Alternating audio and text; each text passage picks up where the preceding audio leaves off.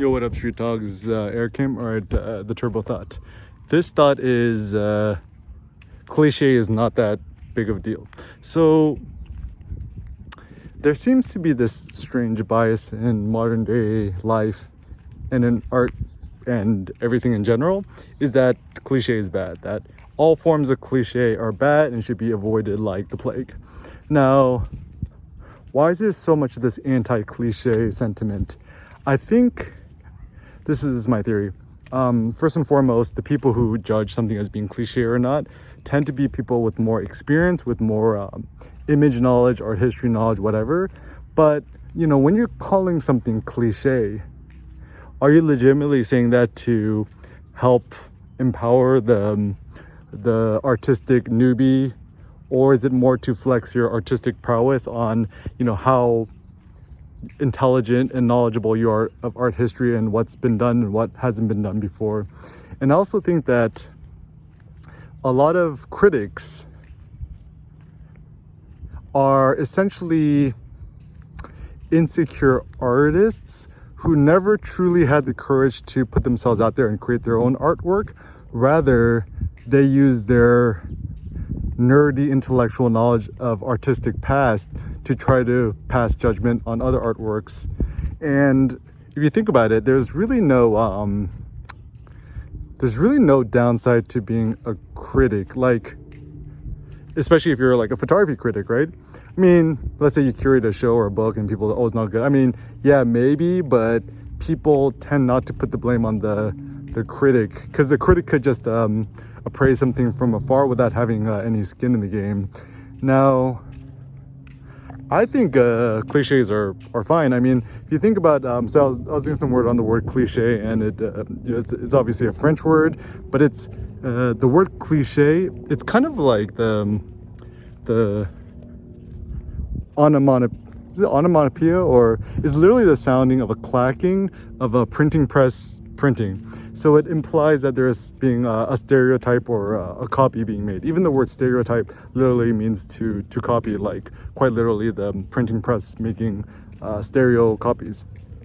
And this is tricky because if you think about biologically, everything is a copy of its parent to some extent. So for example, kids, have the DNA, or I don't know if it's half or more than half, but some of it's from the mom, some of it's from the dad, but then it's the new random reconfiguration of it.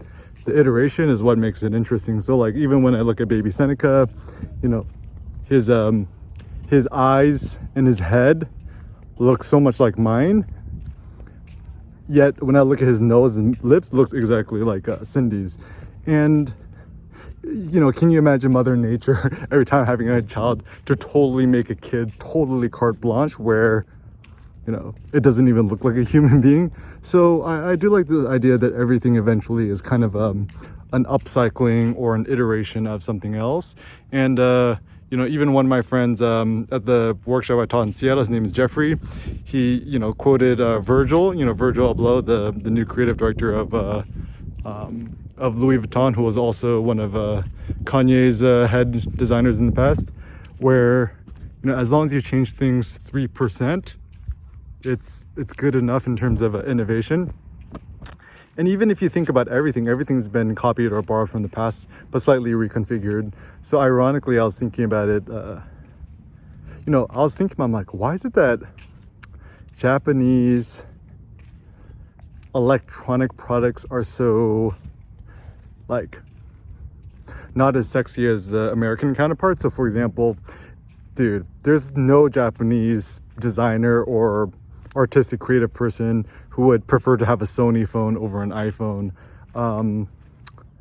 And it does look like the really high class Asians of almost every nation would almost certainly prefer to drive a Rolls Royce or a high-end Mercedes or a Maybach over driving even a Lexus or high-end Hyundai Genesis car. And so why is this a preference? Well, I think let's say with Apple, the Apple example, Steve Jobs had the ingenuity of essentially copying and taking the best Japanese aesthetic designs of like, Kyoto, Zen, minimalism, simplicity, and applying it to the products. Apple products is being insanely simpler than their ugly PC Windows counterparts. And you see this especially in the German aesthetics, where it's kind of more towards the Bauhaus, the simplicity, the minimalism, trying to get rid of the superfluous. It's a little bit more focused on functionality and maybe like some sort of like timeless aesthetic or whatever. But essentially, Steve Jobs, copied and borrowed all his ideas from the past. Even all photographers essentially get inspiration from somewhere else, because that's what it means to be human, right? Like, otherwise we wouldn't send our kids to school, we wouldn't have them read books, we wouldn't have them, do anything. And yeah, so essentially my takeaway point is, don't be so afraid to create things which you consider a cliche. Ultimately, it's not that big of a deal. I think what's more important is that you just create. A child is not concerned with, their paintings being cliche or not. They just do it for the joy of it. They do it for the love of it.